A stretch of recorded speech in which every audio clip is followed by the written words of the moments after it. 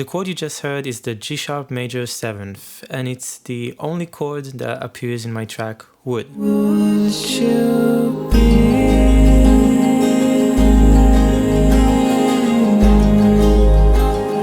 everything is falling? Now, when someone would tell you that their entire song is based off of one chord, you'd probably think that it's a boring song and it's uninteresting and it doesn't go anywhere.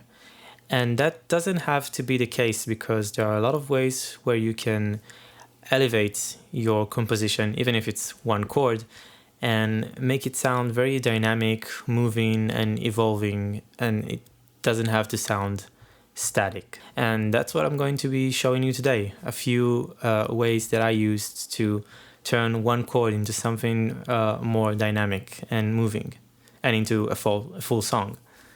So yeah, let's get started. So one thing you can do with your one chord is to break it down. You can play it in an arpeggio, which means breaking down the notes of the chord and playing them separately.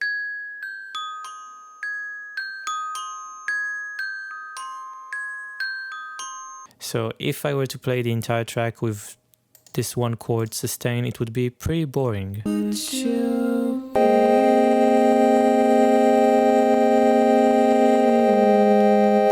But if I break down the notes in the chord, I can make it more moving and more dynamic and give it some sort of rhythm, which is what I did with the bells here. So here are the notes of the chord: G sharp, G, D sharp, and C. And by breaking them down, I'm getting a much more interesting rhythm.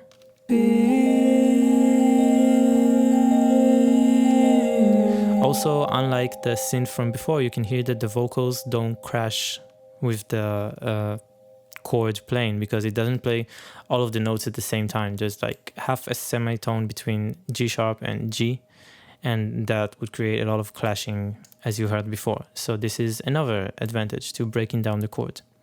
In addition to that, in arps you can also decide not to play all of the notes of the chord, or play notes that aren't part of the chord, because the arp can imply that you're playing a certain chord.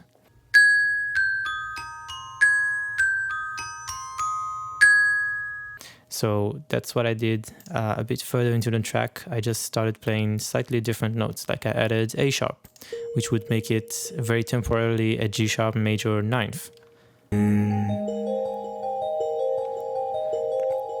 And then I added C sharp to the mix, which really isn't part of the chord.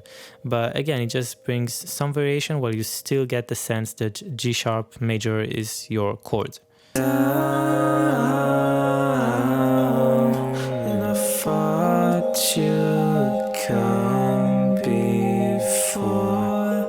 And as you can hear, there's really zero clashing going on between the bells and my vocals.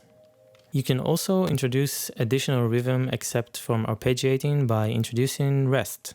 So this means not playing the chord all of the time and stopping it for some time. So for example, instead of the sustained chord that I played, I can stop playing every now and then to create some more rhythm. Did you know? And this is already slightly better than what we had before, which would sustain indefinitely. And this is what I did with the bass in the track. So it plays and it stops all the time. Did you know? This creates an underlying sense of rhythm beyond the arpeggiated bells, which gives a more dynamic and complex feel and movement to the track. Did you know?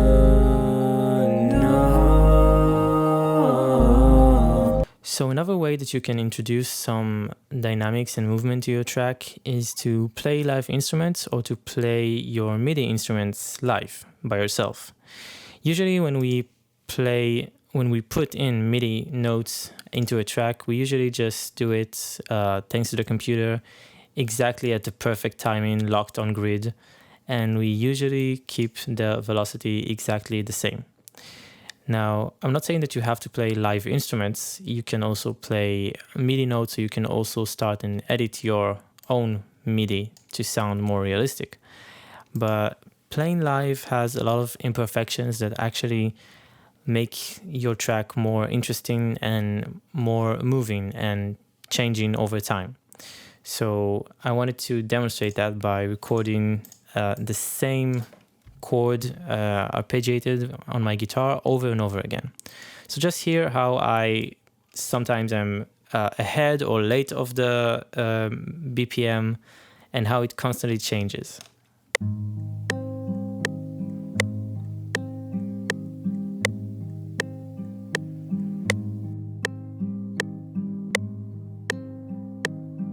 Even though I'm slightly behind at some points or slightly ahead, when you pair it with a lot of other instruments, it sounds pretty good, pretty dynamic.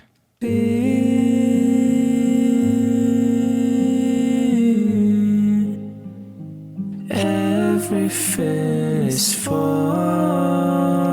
And sometimes I would accentuate a certain note that I wouldn't usually do just because it randomly happened, or there would be some guitar noise happening at that certain moment. And that would give the listener the feeling that he's not stuck on a loop listening to the same thing over and over again.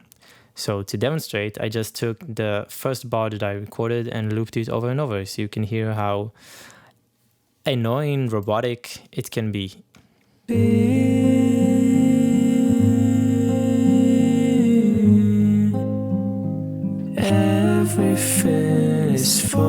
Which is pretty cool for sampling and stuff like that, but it really depends on what kind of track you're going for. If you're going for that perfect on-grid and sampled feel, then yeah, looping over and over again without changing your recording or the velocity or the timing can be perfect. But this is a very live track. I wanted it to feel alive, even though it has a lot of synthesizers and non-acoustic sound sources. So by recording an entire take that goes on and on throughout the entire track, we get slight imperfections in like the velocity of the notes, in the timing of the player, and just like, I don't know, the guitar would make a noise sometime. And that would make it a lot more interesting, which is what I've done with the acoustic guitars that I've recorded for this track. I had my friends come in and play the entire take from start to finish, and that would always create some sort of variation in how it sounds.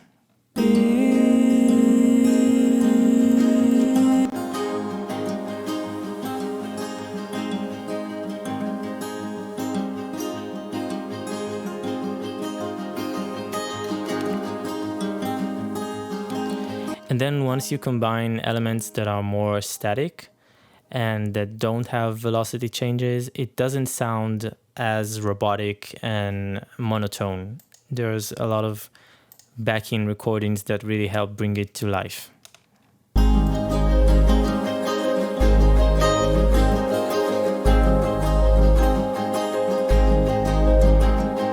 And one more thing that live recordings can bring to the table when you want to create movement and an always evolving sort of feeling is that when you record live, there's always noise. And this noise can change based on where you are or how you place your microphones. Like if you record your guitar in the forest, you're probably going to hear, I don't know, crickets or maybe birds in the background. And if it was a windy day or a thunderstorm outside, you're bound to pick up some of that noise into your recording. And this is exactly what happened with the mandolin recording here. It was a pretty windy day, I think, and the mandolin itself wasn't very loud, so the microphone picked up quite a lot of noise. You can really hear all that high-end hiss. And usually that would mean it's a bad recording and I need to throw it out and record it again when it's quieter and, I don't know, find a better way to record it so I get a lot less noise. But in this case, and I think that in a lot of cases, some noise can actually be very beneficial to your track feeling alive because the noise dynamically changes. Like even throughout this recording, you can hear that it was really noisy here, but slightly less noisy over the end.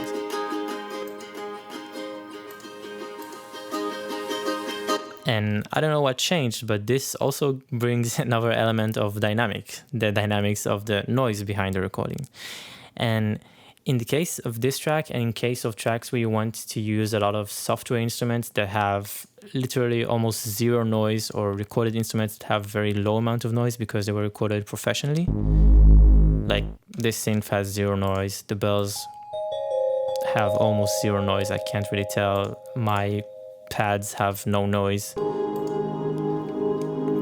So this sort of evolving and changing noise that was brought thanks to the mandolin recording, and actually like the acoustic guitar recordings and the ukulele recordings, really gave it some life, and actually some missing high end that the dark and moody synths were missing. So altogether, this noise that changes throughout the track based on whatever happened during the recording actually gave it another interesting element that changes all the time.